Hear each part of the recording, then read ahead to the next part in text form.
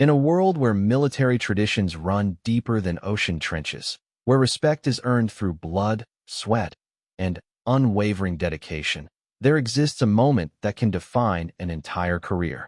It's the moment when a soldier's true identity emerges from behind the uniform, when years of sacrifice and determination crystallize into a single word that carries the weight of legend. This is the story of Colonel Sarah Mitchell, a woman who broke through barriers that seemed unbreakable, who earned a call sign that would become whispered in military circles with a mixture of awe and reverence. Her journey from a small-town girl with big dreams to becoming one of the most respected and feared pilots in military history is more than just a tale of personal triumph. It's a testament to the power of perseverance, the strength found in silence, and the moment when a single word can silence an entire room full of seasoned warriors. What you're about to discover is not just another military success story. It's the real account of how Phantom became more than just a call sign. It became a legend that would inspire generations of pilots and redefine what it means to serve with honor. The moment when she revealed her call sign to a room full of generals wasn't just about recognition. It was about respect earned through actions that defied every expectation and shattered every limitation placed before her. Prepare yourself for a journey that will take you from the quiet streets of rural America to the most dangerous skies in the world, where split-second decisions mean the difference between life and death, and where one woman's determination changed the face of military aviation forever. 7 Sarah Mitchell grew up in Millbrook, a town so small that everyone knew everyone else's business before they knew it themselves.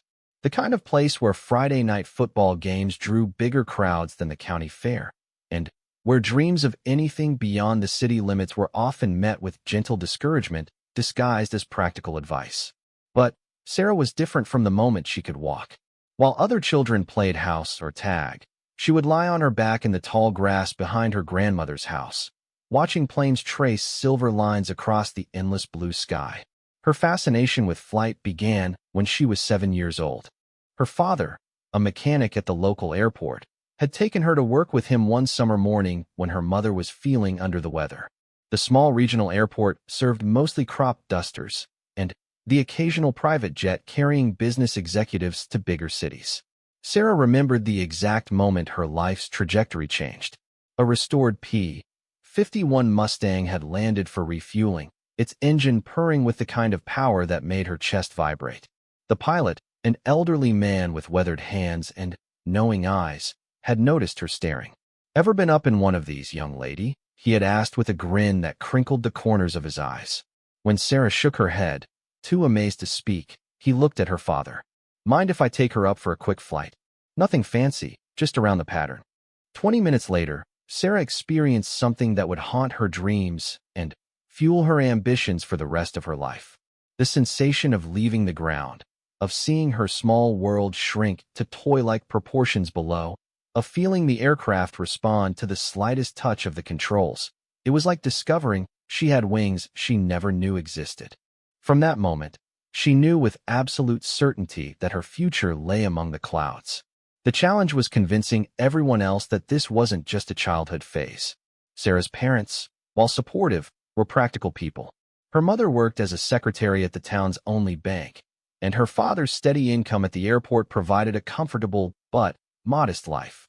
Flying lessons were expensive, military academies were competitive, and the aviation world was still very much a boys' club in the 1990s. But Sarah had inherited her grandmother's stubborn streak and her father's methodical approach to problem-solving. She started by devouring every book about aviation she could find. The local library became her second home, and Mrs. Henderson, the librarian, began ordering specialized books just for Sarah's insatiable curiosity. She learned about aerodynamics, studied the lives of famous pilots, and memorized the specifications of every aircraft she could find information about. Her bedroom walls were covered with pictures of jets, helicopters, and vintage warbirds, creating a shrine to her obsession that both amused and concerned her parents. When Sarah turned 14, she approached her father with a proposition that would change both their lives. She had researched part-time jobs for teenagers and discovered that the airport needed help with basic maintenance tasks. cleaning hangars, organizing tools, fueling aircraft. The pay wasn't much, but it would allow her to be around airplanes every day and start saving for flying lessons. Her father was hesitant at first, worried about safety and the demanding nature of airport work, but Sarah's determination won him over. Working at the airport opened up a world Sarah had only imagined. She met pilots from all walks of life, retired military officers flying corporate jets, young flight instructors building hours toward airline careers, weekend warriors who owned their own small planes, and the occasional military pilot stopping for fuel during cross-country flights. Each conversation was a masterclass in aviation, and Sarah absorbed every detail like a sponge. The flight instructors at the airport began to notice the young girl who always asked intelligent questions and never seemed to get tired of airplane talk. Jim Hawkins, a former Air Force pilot who now taught civilian flying, became an unofficial mentor. He was impressed by Sarah's knowledge and her mature approach to aviation. Unlike many teenagers who were attracted to flying for the thrill, Sarah understood the serious, technical aspects of piloting aircraft. Most kids want to know how fast the jets go or how many GS they can pull, Jim told her father one evening. Sarah asks about weather patterns, navigation systems, and emergency procedures. She's got the right mindset for this. On her 16th birthday, Sarah's parents surprised her with her first flying lesson. They had been quietly saving money from her airport job and had convinced Jim to give her a discounted rate for instruction. Sarah's first time actually controlling an aircraft was everything she had dreamed it would be and more. The Cessna 172 felt alive in her hands, responding to her inputs with a sensitivity that amazed her. Jim was impressed by her natural feel for the controls and her ability to listen to instruction without letting excitement override good judgment. Flying lessons became the focal point of Sarah's life. She worked extra hours at the airport to pay for more instruction time, studied ground school materials during every free moment at school, and practiced radio procedures by listening to air traffic control frequencies on a scanner she bought with her savings. Her friends thought she had become obsessed, but Sarah knew she was simply pursuing her destiny.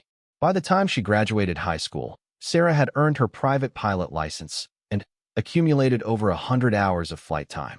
She was also one of the top students in her class academically, understanding that strong grades would be essential for military academy admission. Her guidance counselor initially tried to discourage her from pursuing military aviation, suggesting that she consider other career paths that might be more suitable for a young woman. This advice only strengthened Sarah's resolve. The application process for the Air Force Academy was grueling. Physical fitness tests, academic examinations, medical evaluations, and interviews with military officers tested every aspect of her character and capabilities. Sarah approached each challenge with the same methodical preparation she had applied to learning to fly. She ran 5 miles every morning before school, studied for the entrance exams with the same intensity she had once reserved for aviation books, and practiced interview techniques with her father and Jim Hawkins. The day the acceptance letter arrived was one of the most important in the Mitchell family's history. Sarah's mother cried with pride and worry in equal measure, understanding that her daughter was embarking on a path that would take her far from home and into potentially dangerous situations. Her father shook her hand like she was already an officer, recognizing the magnitude of what she had accomplished. Jim Hawkins presented her with a gift that would become one of her most treasured possessions, a leather flight logbook with her name embossed in gold letters, and a simple inscription. To Sarah, may you always keep the blue side up. The sky is waiting for you. The summer before leaving for the academy, Sarah continued working at the airport and flying whenever she could afford it. She had advanced to more complex aircraft and was working on her instrument rating, a certification that would allow her to fly in poor weather conditions using only cockpit instruments for navigation. The skill and precision required for instrument flying appealed to her methodical nature and would prove invaluable in her military career. Her last flight before leaving for Colorado Springs was with Jim in the same Cessna 172 where she had first taken the controls. They flew over Millbrook, circling the small town that had shaped her early years. From 1,000 feet above, Sarah could see her entire childhood spread out below.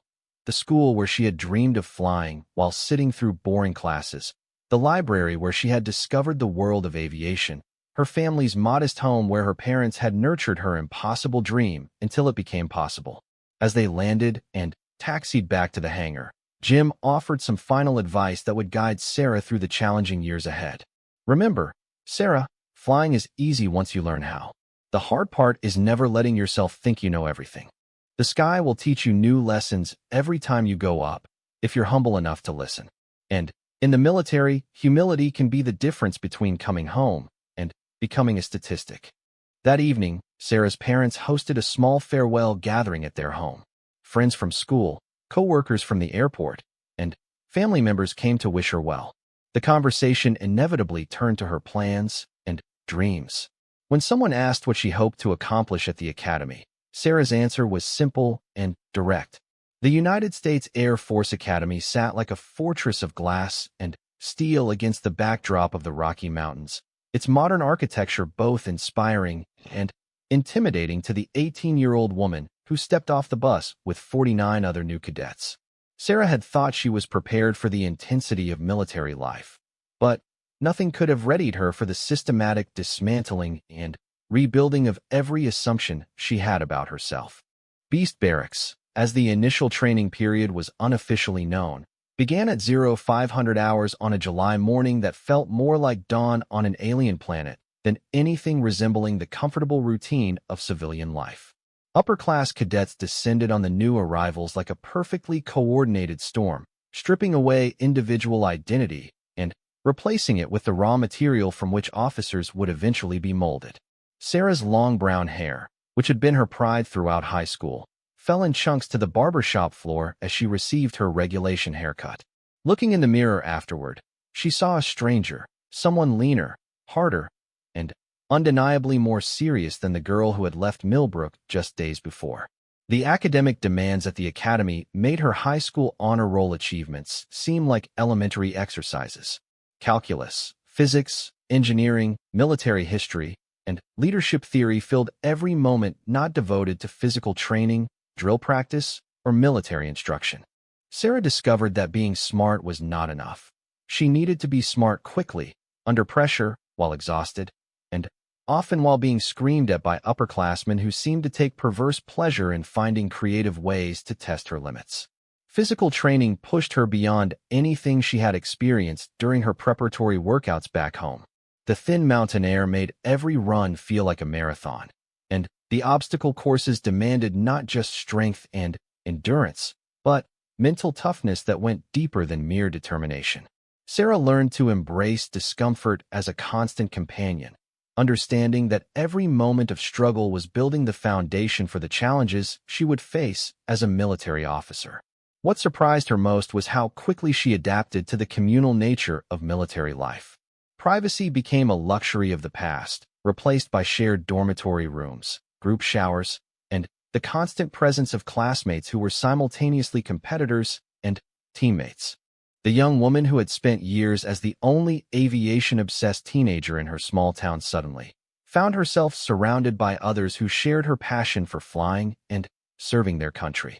Her roommate, Jennifer Torch Rodriguez from San Antonio, became her closest ally during those brutal first months. Torch had earned her nickname during high school wrestling matches, where her aggressive style and fiery temper had made her locally famous. She brought a street-smart toughness that complemented Sarah's more analytical approach to problem-solving. Together, they navigated the complex social dynamics of cadet life while maintaining the academic standards necessary to qualify for pilot training. The flight program at the academy was Sarah's salvation during the most difficult periods of adjustment.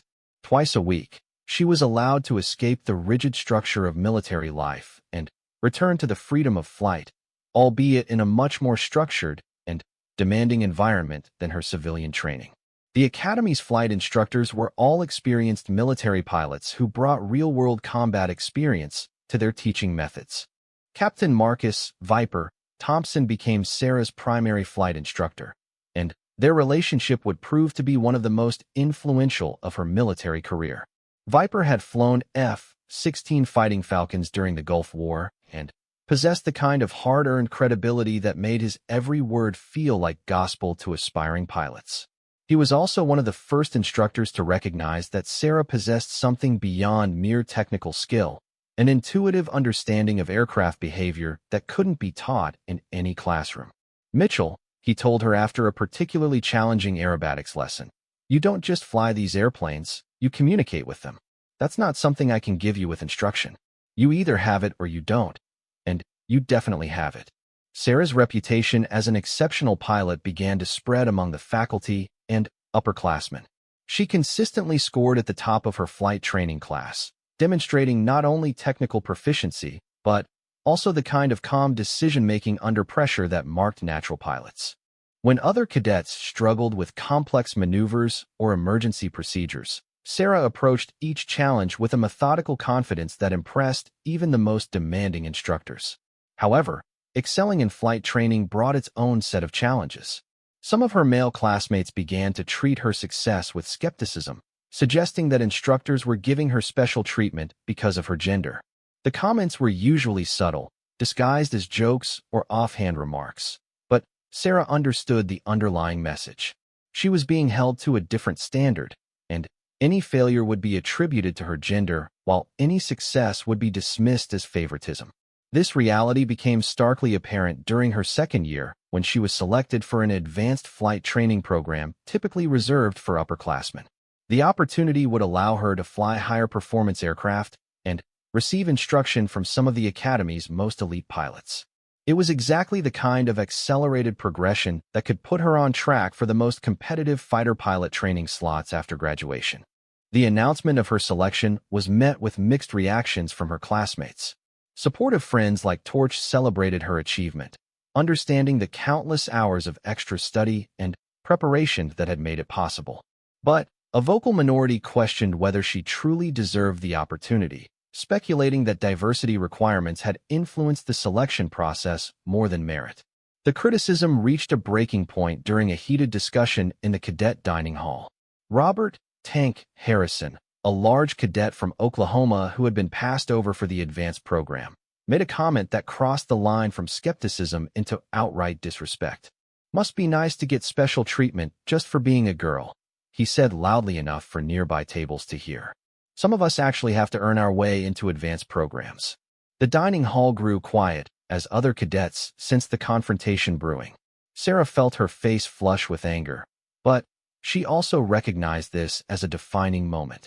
How she responded would determine not only her standing among her peers, but also her own understanding of what it meant to be a woman in a male-dominated profession.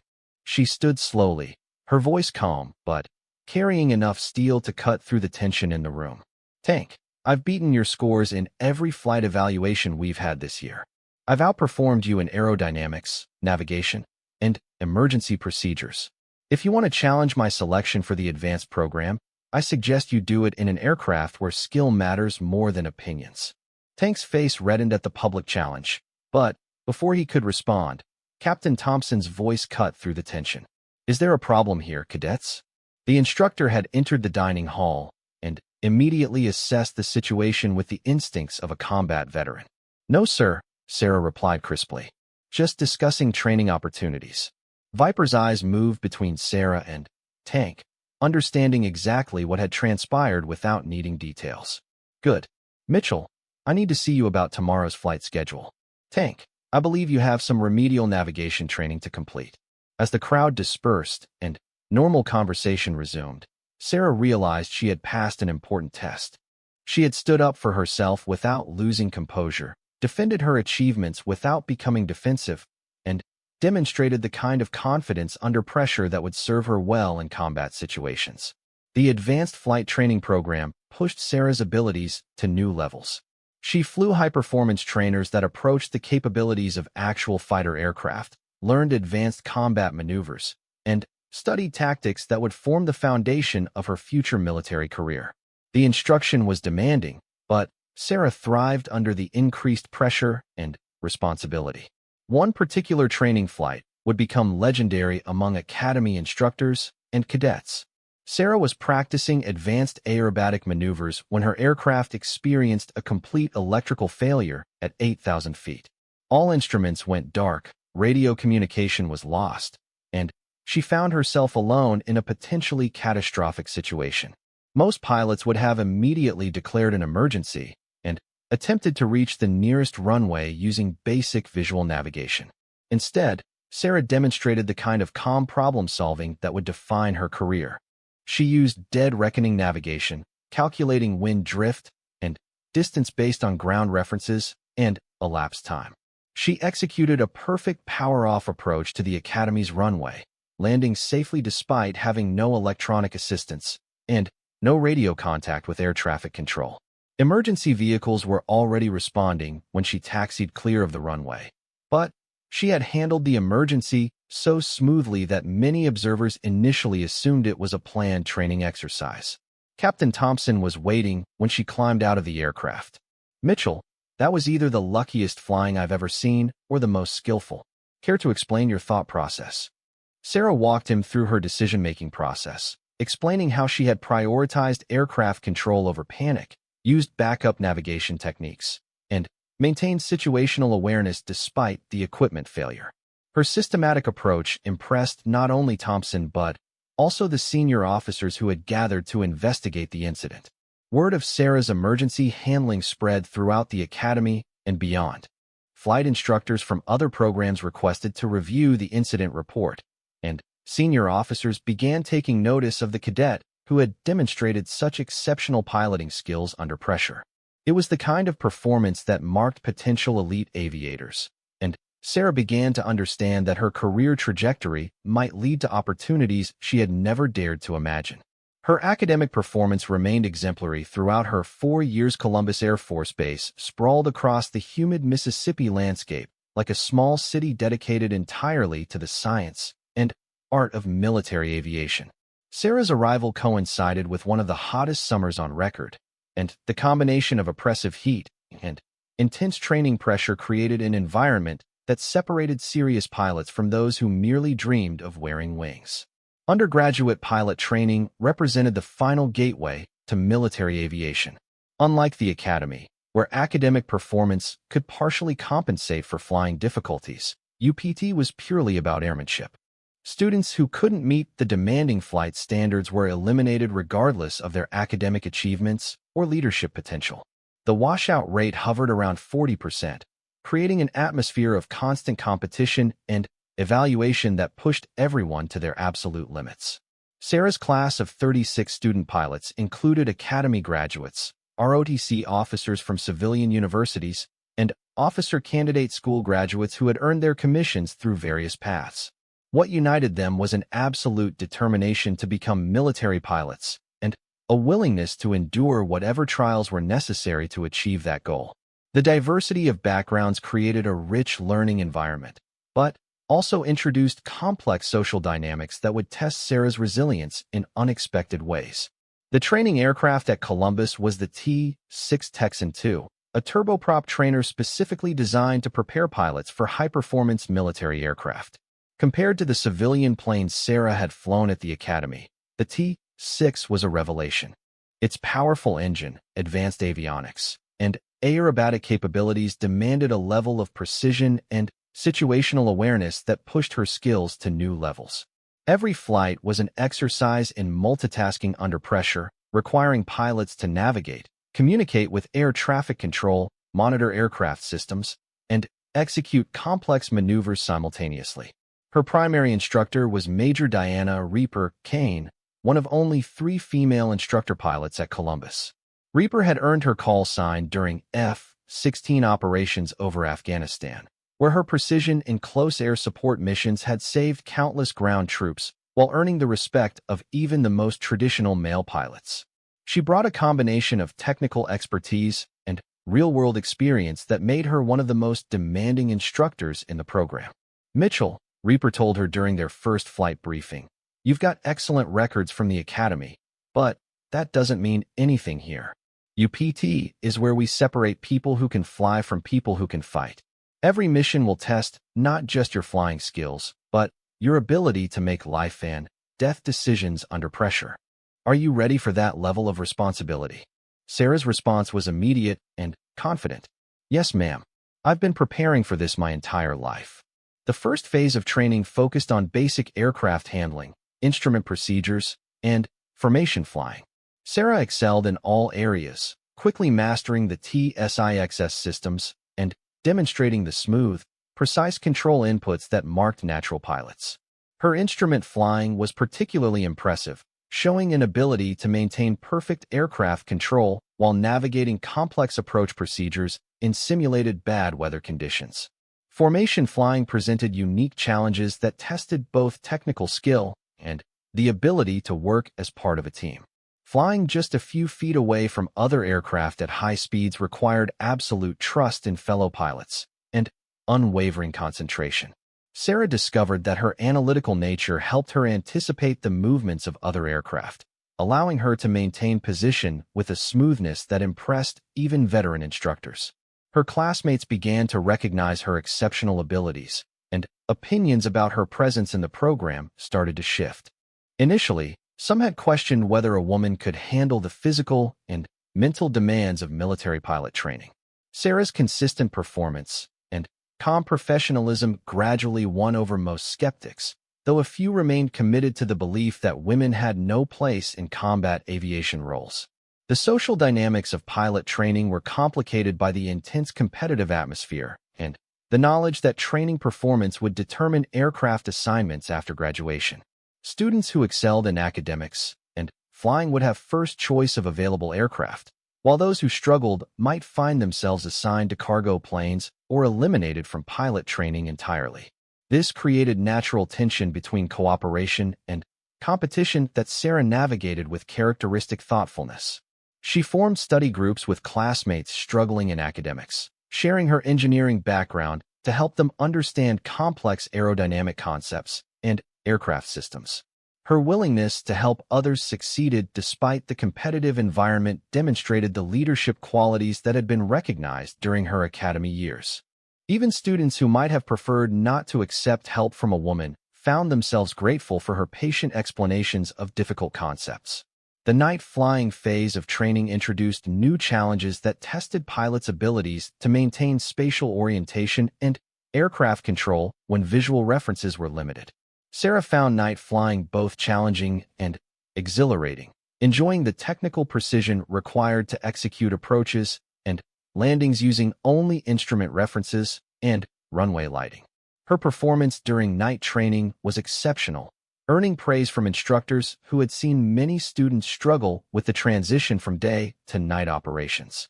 Cross-country navigation flights provided opportunities to practice real-world flying skills while building confidence in aircraft handling away from the controlled environment of the training base. These missions required students to plan complex routes, file flight plans, coordinate with multiple air traffic control facilities, and navigate using various methods including dead reckoning, electronic navigation aids, and visual landmarks. One particular cross-country flight would become part of Sarah's legend at Columbus. She was flying solo to New Orleans when severe weather developed along her planned route. Instead of requesting vectors around the storm system, which would have been the safe and expected choice for a student pilot, Sarah demonstrated the quick thinking and decision-making ability that marked future combat pilots. She analyzed current weather reports, identified an alternate route that would keep her clear of dangerous weather, calculated fuel requirements for the longer route, and executed a complete replanning of her navigation while maintaining aircraft control and communicating with air traffic control. Her smooth handling of the unexpected situation impressed not only her instructors, but also civilian air traffic controllers who later commented on the professionalism displayed by the young military pilot. The aerobatics phase of training was where Sarah's natural flying ability truly shone. The precision required for loops, rolls, and complex aerobatic sequences demanded perfect coordination of aircraft controls and an intuitive understanding of aircraft behavior and unusual attitudes. While some classmates struggled with the disorientation and physical demands of aerobatic flight, Sarah approached each maneuver with the analytical precision she brought to all flying challenges. Her instructor for aerobatics was Captain Jake "Psycho" Williams, a former Thunderbird demonstration pilot, whose reputation for demanding perfection was legendary among students. Psycho had earned his call sign not from any mental instability but from his seemingly supernatural ability to perform complex aerobatic sequences with machine-like precision. "Mitchell," he told her after a particularly challenging lesson, "you've got something special. Most students fight the airplane during aerobatics, trying to force it through maneuvers. You work with the aircraft, using its natural tendencies to achieve what you want. That's not something I can teach. It's an instinct that separates good pilots from great ones." As training progressed toward the final phase, aircraft assignment discussions became the dominant topic of conversation among students. The Air Force's pilot training system allowed top graduates to choose from available aircraft assignments, with fighter slots being the most coveted and competitive. Sarah's combination of flying skill, academic performance, and leadership evaluation put her at the top of her class, virtually guaranteeing her choice of assignments. The question wasn't whether she would be offered a fighter assignment, but which fighter aircraft would be available and whether she was truly ready for the intense training that would follow. Fighter lead-in training was notoriously demanding, designed to prepare pilots for aircraft capable of supersonic flight, complex weapons systems, and combat missions that required split-second decision-making in life-threatening situations.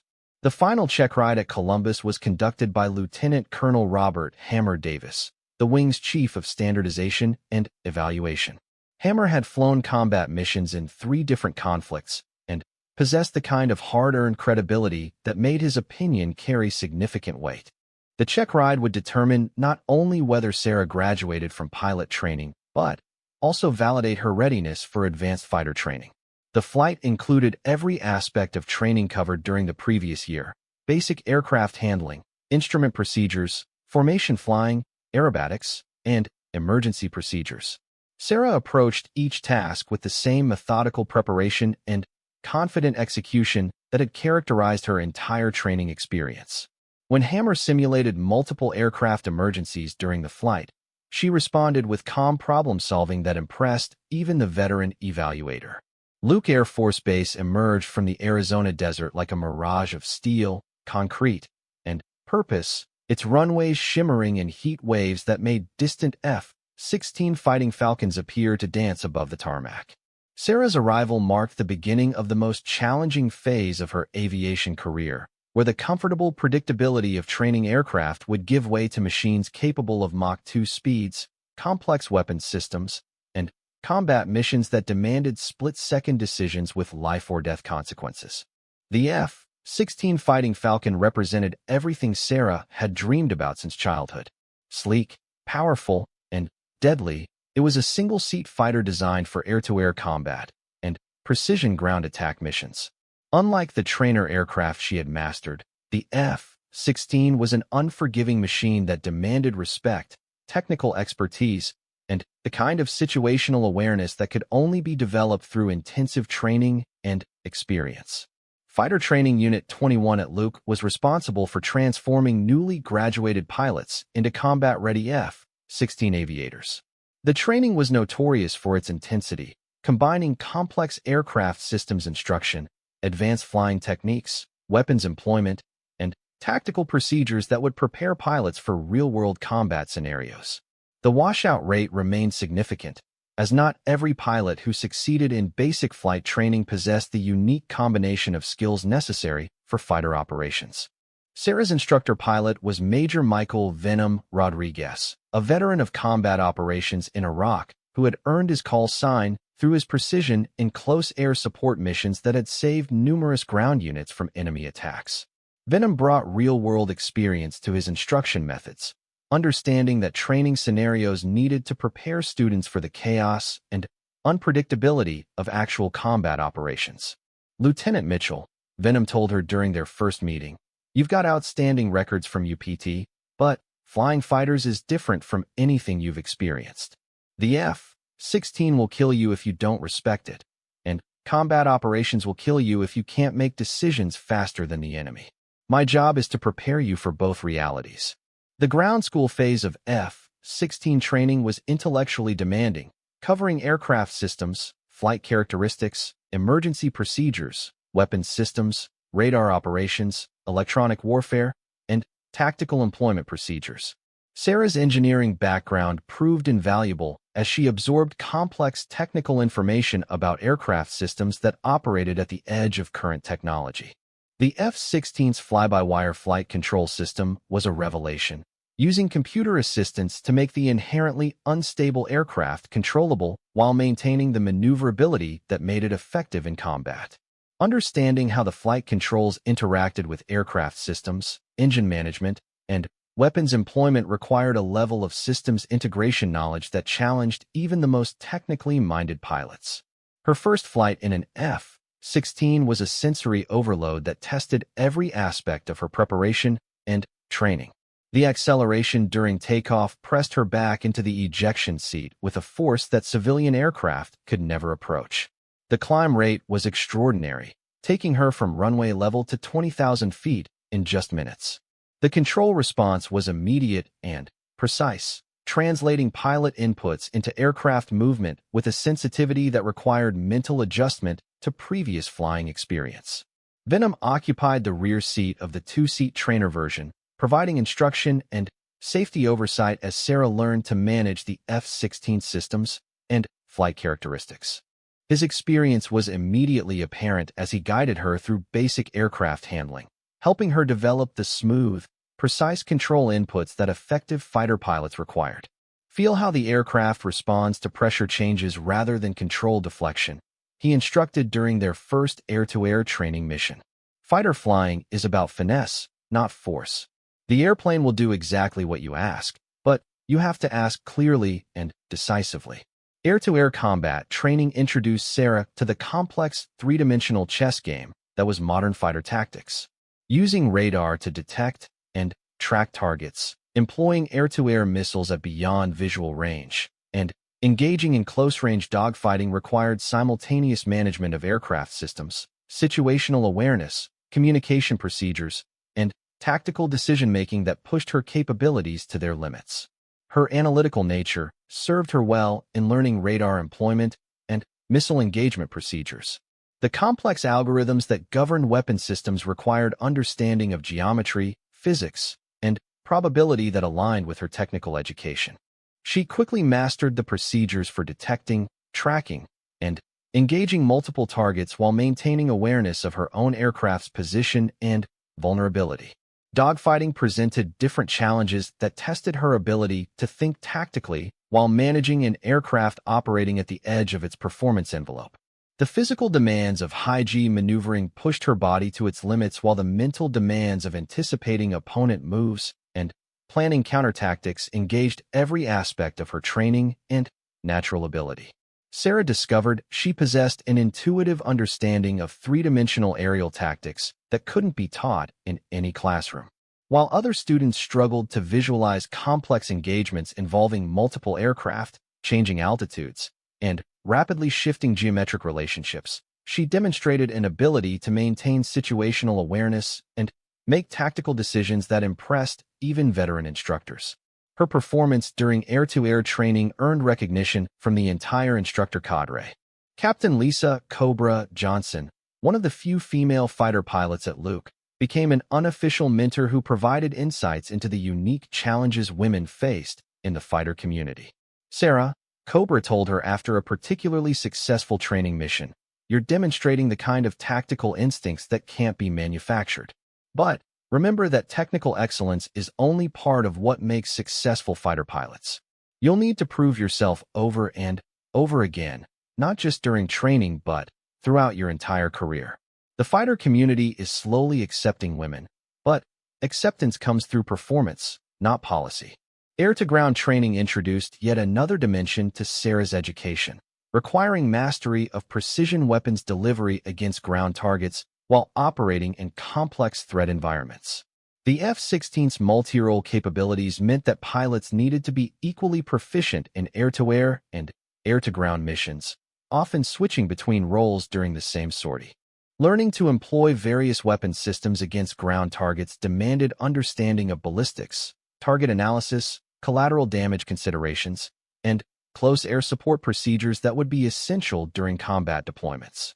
Sarah approached each new challenge with the same methodical preparation that had characterized her previous training, studying weapons employment procedures until they became automatic responses. The night flying phase of F-16 training tested pilots' abilities to operate high-performance aircraft in low-visibility conditions using night vision goggles and aircraft sensors. Flying at high speed just above the desert floor while navigating by terrain features and electronic aids required confidence and skill that pushed many students beyond their comfort zones.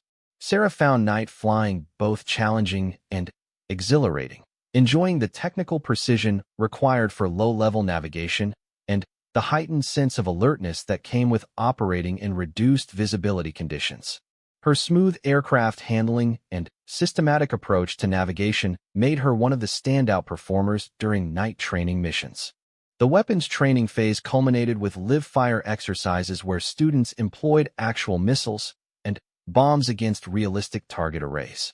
The transition from simulated weapons employment to live ordnance delivery was psychologically significant, reinforcing the reality that their training was preparing them for situations where weapons would be used against real enemies in defense of American interests. Sarah's precision during weapons delivery training was exceptional. Her engineering background helped her understand the physics of weapons employment, while her natural flying ability allowed her to position the aircraft precisely for optimal weapon effectiveness. Instructors noted her ability to maintain accuracy while operating under simulated combat stress that degraded many students' performance. As training progressed toward graduation, aircraft assignment discussions became increasingly important. The most outstanding graduates would have opportunities to choose from various F-16 assignments, including overseas bases, weapons schools, and, eventually, combat units. Sarah's performance throughout training put her at the top of her class, guaranteeing first choice among available assignments. The final check ride was conducted by Lieutenant Colonel James Raptor Williams, the squadron commander whose combat experience and reputation for demanding excellence made him one of the most respected evaluators in the F-16 community. The evaluation would test every aspect of Sarah's training, from basic aircraft handling through complex tactical scenarios that simulated real-world combat conditions. The flight included air-to-air intercepts, ground attack missions, emergency procedures, and tactical scenarios that required rapid decision-making under pressure. Sarah approached each task with confidence earned through months of intensive preparation, demonstrating the smooth professionalism that had marked her performance throughout training. During the post-flight debrief, Raptor offered an assessment that would influence Sarah's reputation throughout her fighter pilot career. Lieutenant Mitchell, you've demonstrated exceptional flying ability, tactical understanding, and judgment under pressure. More importantly, you've shown the kind of continuous improvement and dedication to excellence that characterizes our best combat pilots. You have the potential for significant achievement in the F-16 community.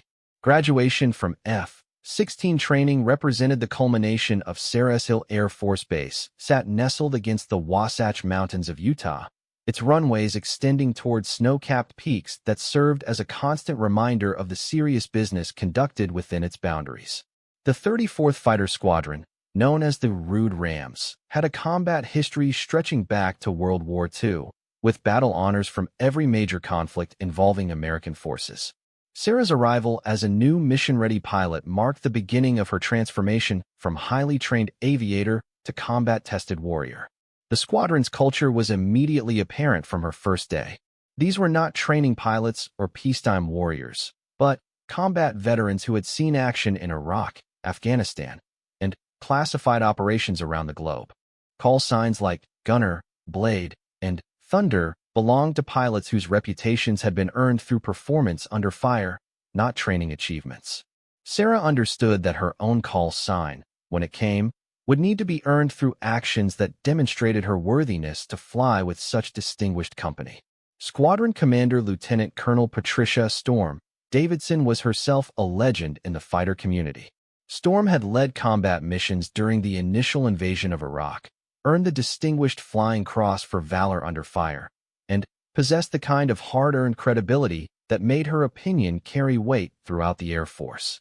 Her reputation for demanding excellence while developing young pilots made her both feared and respected by every aviator who served under her command. Mitchell, Storm told her during their initial meeting, "Your training records are exceptional, but this squadron measures performance by different standards. We're not interested in how well you performed in training scenarios. We care about whether you can make life and death decisions under combat stress, whether you can be trusted with the lives of your wingmen, and whether you have the judgment to employ weapons effectively while minimizing civilian casualties. Those qualities can only be proven through time and experience. The mission-ready training program at Hill was designed to transition new pilots from training graduates to combat-capable aviators ready for immediate deployment. Unlike the structured environment of flight schools, operational training emphasized adaptability, tactical creativity, and the ability to operate effectively in unpredictable situations that couldn't be replicated in any classroom or simulator. Sarah's instructor was Captain David Reaper Thompson, a veteran of 3 combat deployments who had earned his call sign through precision in close air support missions that had saved numerous ground units from enemy attacks. Reaper brought real-world perspective to every training mission, constantly emphasizing that peacetime training needed to prepare pilots for the chaos and unpredictability of actual combat operations. The difference between training and operational flying became immediately apparent during Sarah's first mission with the squadron. The scenarios were more complex, the threat environments more realistic, and the performance standards more demanding than anything she had experienced. Mistakes that might have been learning opportunities during training were now evaluated as potential combat failures that could result in mission failure or friendly casualties. Air-to-air missions involved multiple aircraft engaging complex scenarios with realistic electronic warfare threats, communication challenges, and tactical problems that required quick thinking and precise execution. Sarah discovered that her analytical nature and systematic approach to problem-solving served her well in these challenging environments, allowing her to maintain situational awareness while executing complex tactical maneuvers.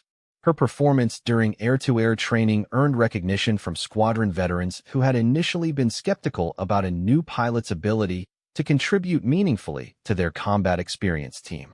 Captain Maria Vixen Rodriguez, one of only 2 other women in the squadron, became a mentor who provided insights into the unique challenges of being a female fighter pilot in a male-dominated profession.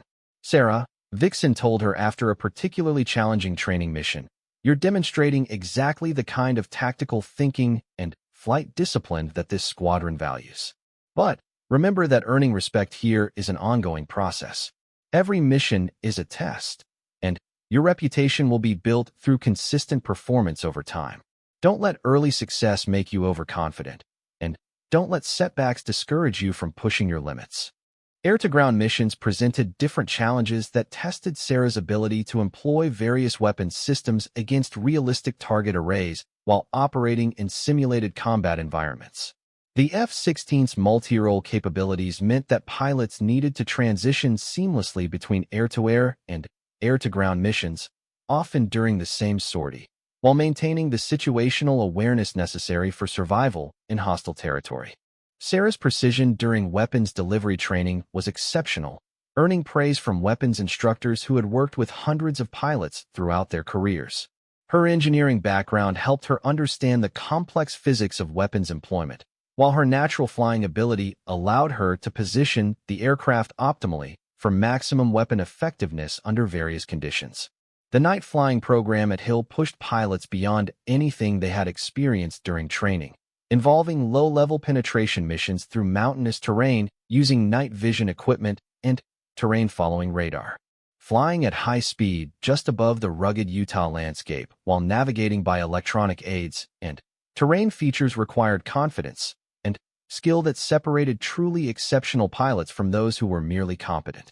Sarah found night flying both challenging and exhilarating, enjoying the technical precision required for low-level navigation and the heightened situational awareness that came with operating in reduced visibility conditions. Her smooth aircraft handling and systematic approach to navigation made her one of the standout performers during night training missions, earning recognition from instructors who had seen many pilots struggle with the transition to operational night flying. As her mission-ready training progressed, Sarah began to notice that her fellow pilots were starting to discuss potential call signs for her. The process of earning a call sign was both traditional and unpredictable, usually based on some memorable incident, personality trait, or demonstrated characteristic that captured the essence of a pilot's identity within the squadron culture. The incident that would determine her call sign occurred during a particularly challenging training mission involving multiple aircraft engaged in air-to-air combat against a sophisticated aggressor force. Sarah was flying as wingman to Reaper when their formation was engaged by multiple adversaries using advanced tactics designed to test the limits of pilot capability and aircraft performance. During the engagement, Sarah demonstrated tactical thinking and situational awareness that surprised even veteran pilots. While maintaining her responsibilities as wingman, she identified a tactical opportunity that could turn the entire engagement in their favor. Instead of following standard procedures, she executed a complex maneuver that positioned her perfectly to engage multiple adversaries while remaining invisible to their radar systems. Her precision during the engagement was extraordinary. Using advanced radar techniques and missile employment procedures, she successfully engaged and defeated 4 adversary aircraft in rapid succession while maintaining perfect formation discipline and situational awareness. The performance was so exceptional that the mission controllers initially assumed there had been a simulation error. After landing and debriefing the mission, Reaper offered an assessment that would become legendary within the squadron. In 15 years of flying fighters, including multiple combat deployments, I've never seen a pilot demonstrate such tactical awareness and precision under pressure. Sarah didn't just execute maneuvers. She anticipated the entire tactical situation and positioned herself to control the engagement outcome. She was like a phantom, appearing exactly where she needed to be at precisely the right moment. The name stuck immediately. Within hours, every pilot in the squadron was referring to her as Phantom, and the call sign was officially entered into squadron records. It captured not only her demonstrated tactical abilities, but also her tendency to appear unexpectedly in advantageous positions during training missions, always seeming to know exactly where she needed to be for maximum effectiveness.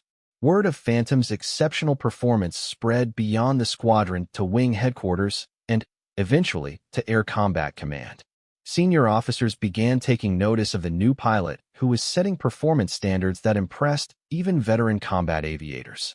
Her combination of technical expertise, tactical understanding, and calm decision-making under pressure marked her as a potential candidate for advanced training and leadership positions. The final phase of mission-ready training involved large-scale exercises that simulated complex combat operations involving multiple aircraft, realistic threat environments, and mission objectives that tested every aspect of pilot training and squadron capabilities. These exercises provided the closest approximation to actual combat conditions that could be achieved during peacetime training. Sarah's performance during the final exercise was exceptional. Flying as element leader, she demonstrated the leadership and tactical decision-making abilities that marked future squadron commanders and weapons school graduates. Her ability to coordinate multiple aircraft while maintaining awareness of complex tactical situations impressed evaluators who had seen hundreds of pilots attempt the same scenarios. The mission-ready check ride was conducted by Colonel James "Warrior" Davis, the wing commander whose combat experience and reputation for demanding excellence made him one of the most respected evaluators in the Air Force. The evaluation would determine not only whether Sarah was qualified for combat operations, but also her potential for advancement within the fighter community. The flight included every aspect of operational flying, air-to-air intercepts, ground attack missions, low-level penetration, night operations, and emergency procedures. Sarah approached each task with confidence earned through months of intensive preparation, demonstrating the professional competence and tactical understanding that characterized the squadron's best pilots. During the post-flight debrief, Warrior offered an assessment that would influence Sarah's career trajectory for years to come. "Captain Mitchell," he said, using her recent promotion to captain, "you've demonstrated exceptional flying ability, tactical understanding, and leadership potential. More importantly, you've shown the kind of judgment under pressure and dedication to continuous improvement that characterizes our most successful combat pilots. you're ready for deployment and have significant potential for advancement within the fighter community. The mission-ready graduation ceremony was a formal recognition of Sarah's transition from training pilot to combat-ready aviator. Squadron veterans who had initially been skeptical about her abilities now welcomed her as a full member of their combat team. The ceremony was attended by her parents, who had traveled from Oklahoma to witness their daughter's achievement, and Jim Hawkins, who had supported her dreams since childhood. Following graduation, Sarah received notification of her first combat deployment. The squadron would be rotating to an undisclosed location in the Middle East for operations against terrorist targets and support of ground forces engaged in ongoing combat operations. It would be her first opportunity to employ her training and skills in actual combat conditions where the stakes were real and the margin for error was non-existent. 3 months later, Captain Sarah Phantom Mitchell stood in a briefing room at an undisclosed air base, surrounded by intelligence officers, mission planners, and fellow pilots preparing for a combat mission that would test every aspect of her training and character. The target was a terrorist command facility that had been responsible for planning attacks against American forces. The mission would require precision, courage, and the ability to make life and death decisions under the ultimate pressure of combat operations. As she reviewed her mission materials and prepared her aircraft for combat, Sarah reflected on the journey that had brought her to this moment. The small-town girl who had once watched airplanes from her grandmother's backyard was now preparing to employ one of America's most advanced fighter aircraft in defense of her country and fellow service members. Years later, when Sarah had achieved the rank of colonel and commanded her own fighter wing, she would be invited to speak at a gathering of senior military officers about leadership and excellence in combat aviation. During the question and answer period, a general would ask about her call sign and how she had earned the respect of her peers in such a demanding profession. The room, filled with combat veterans and senior leaders from all military branches, fell completely silent as she began to speak. Her reputation by then was legendary throughout the military, multiple combat deployments, distinguished service awards, and a record of tactical excellence that had made her one of the most respected pilots of her generation. "Sir," she said quietly, "they call me Phantom because I've always believed that the best way to serve your country is to appear exactly where you're needed, precisely when you're needed, and to accomplish the mission regardless of personal cost. That's not just a call sign. It's a commitment to excellence that has guided every decision I've made throughout my career." The general nodded slowly, understanding that he was in the presence of exactly the kind of leader the military needed for the challenges ahead.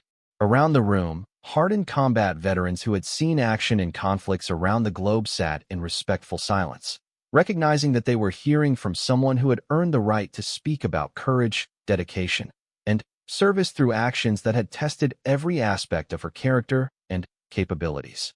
When the session ended and officers began filing out of the briefing room, conversations buzzed with references to Colonel Mitchell's reputation and achievements.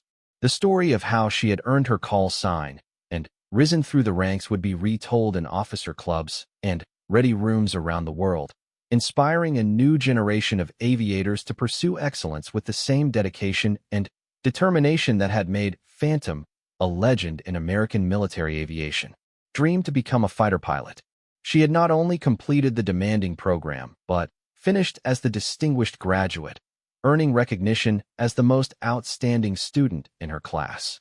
The ceremony was attended by her parents, Jim Hawkins, and several academy classmates who had also completed various pilot training programs. Her first operational assignment would be to the 34th Fighter Squadron at Hill Air Force Base in Utah, a unit with a distinguished combat history and reputation for tactical excellence. The assignment represented an opportunity to join one of the Air Force's premier F-16 units and begin the transition from training environment to operational readiness. The night before leaving Luke Air Force Base, Sarah took a final walk around the flight line where she had learned to fly one of the world's most capable fighter aircraft. The F-16s sat silently in their parking spots, but she could almost hear the roar of engines and feel the acceleration that had become such a familiar part of her daily experience.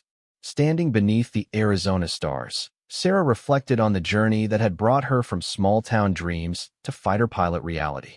Every challenge had been met, every goal achieved, but she understood that her real test was just beginning. Combat-ready training at Hill would prepare her for deployment to areas where American interests were threatened and where her skills would be tested under the ultimate pressure of real combat operations. The young woman who had once watched airplanes from her grandmother's backyard was now qualified to fly one of America's primary fighter aircraft. She possessed the technical knowledge, flying skills, and tactical understanding necessary for combat operations. But she also understood that continuous learning and improvement would be essential throughout her career. Tomorrow would begin a new chapter in her aviation story, but tonight she savored the achievement of earning her place among America's elite fighter pilots. The wings on her uniform now carried additional significance. They represented not just the ability to fly, but the capability to defend her country using the most advanced military aircraft in the world. Sarah Mitchell had become exactly what she had always dreamed of being, and she was ready for whatever missions lay ahead. After landing and debriefing the flight, Hammer offered an assessment that would follow Sarah throughout her career. Lieutenant Mitchell, in 23 years of evaluating pilots, I've rarely seen such a combination of natural ability, technical knowledge, and judgment under pressure. You have the potential to be an exceptional combat pilot, but remember that potential means nothing without continued dedication to improvement. The learning process never ends in this business. Graduation day at Columbus was both an ending and a beginning. Sarah had not only completed pilot training, but finished first in her class, earning the Distinguished Graduate Award and first choice of aircraft assignments. When the assignment board was revealed, she had selected F-16 training at Luke Air Force Base in Arizona, beginning the path toward becoming a fighter pilot. Her parents made the trip to Mississippi for graduation, bringing with them Jim Hawkins from her hometown airport. Seeing her receive her pilot wings was an emotional moment that connected her current achievement to the dreams that had begun in a small-town hangar years earlier. The silver wings pinned to her uniform represented the culmination of nearly a decade of preparation, training, and determination. Jim pulled her aside after the ceremony for a private conversation that would stay with her forever. "Sarah, I've watched you grow from a curious kid into an officer and a pilot. What you've accomplished is remarkable, but I want you to remember something important. Those wings don't just represent your achievement. They represent a responsibility to everyone who will fly with you and everyone who will depend on your skills in combat. Wear them with pride, but never forget the weight of that responsibility." That evening, Sarah stood alone on the flight line, looking at the T-6 aircraft that had been her training partner for the past year. The humid Mississippi air carried the sounds of aircraft engines and radio chatter that had become the soundtrack of her daily life. Tomorrow she would travel to Arizona to begin fighter training, but tonight she wanted to reflect on how far she had come and prepare mentally for the challenges ahead. The young woman who had once watched civilian aircraft from her small-town airport was now a rated military pilot ready to begin training in one of the world's most advanced fighter aircraft. She had proven herself capable of meeting every challenge pilot training could present, earning the respect of instructors who had initially questioned whether a woman could succeed in their demanding program. As she walked back toward the base housing where she had spent the last year, Sarah felt a quiet confidence about her future. Fighter training would present new challenges and demand even higher levels of performance, but she was ready. She had the skills, the knowledge, and the determination necessary to succeed. More importantly, she had learned to trust her own abilities and judgment, understanding that self-confidence earned through achievement was the foundation upon which all future success would be built. The stars above Columbus Air Force Base shone brilliantly in the clear night sky, and Sarah thought about the missions those same stars would witness in the years to come. She would fly under those stars in defense of her country, carrying the hopes and training of everyone who had helped prepare her for this moment. The girl from Millbrook was becoming the pilot she had always dreamed of being, and the best was yet to come. At the academy, she graduated in the top 5% of her class, earned a degree in aeronautical engineering with highest honors, and received recognition for outstanding leadership among her peers. But it was her flying record that truly set her apart. She accumulated more flight hours than any cadet in her class, maintained perfect scores on all flight evaluations, and earned recommendations from every instructor who had worked with her. The night before graduation, Sarah walked alone across the academy grounds, reflecting on how dramatically her life had changed since arriving as an uncertain teenager from small-town Oklahoma. The Rocky Mountains rose majestically in the moonlight, and she thought about the journey that had brought her to this point. The shy girl who had once watched airplanes from her grandmother's backyard had become a confident officer ready to serve her country in the most demanding aviation roles the Air Force could offer. Her parents had arrived for graduation ceremonies, along with Jim Hawkins from her hometown airport. Seeing them in the audience during the graduation parade filled Sarah with pride and gratitude. They had supported her dream when it seemed impossible, and now they were witnessing her transformation into the officer and pilot she had always wanted to become. The graduation ceremony was a formal, impressive affair that marked the end of one chapter and the beginning of another. As Sarah received her commission as a second lieutenant in the United States Air Force, she understood that she was joining a brotherhood of aviators that stretched back to the earliest days of military flight. The silver wings pinned to her uniform represented not just personal achievement, but acceptance into an elite community that valued skill, courage, and dedication above all else. Her first assignment would be to Columbus Air Force Base in Mississippi for undergraduate pilot training, the intense program that would determine whether she qualified to fly fighters, bombers, transport aircraft, or helicopters. It was the next crucial step in her journey toward becoming a combat pilot, and Sarah approached it with the same methodical determination that had carried her through the academy. Standing on the stage after graduation, looking out at her classmates and their families, Sarah felt a quiet confidence about her future. She had proven herself capable of meeting every challenge the Air Force Academy could present. Now she would face even greater tests, but she was no longer the uncertain teenager who had arrived 4 years earlier. She was Lieutenant Sarah Mitchell, a United States Air Force officer, and she was ready for whatever came next. I want to be the best pilot I can possibly be. I want to serve my country with honor and prove that determination matters more than anything else. She paused, looking around at the faces of people who had supported her journey. And I want to earn my place among the elite pilots, regardless of what anyone thinks about women in combat roles. Her words carried a quiet confidence that impressed everyone present. They were looking at a young woman who had transformed childhood dreams into concrete goals through years of hard work and unwavering focus. Sarah Mitchell was ready for the next chapter of her journey, though none of them could have imagined where that journey would ultimately lead or what she would be called upon to sacrifice in service to her country.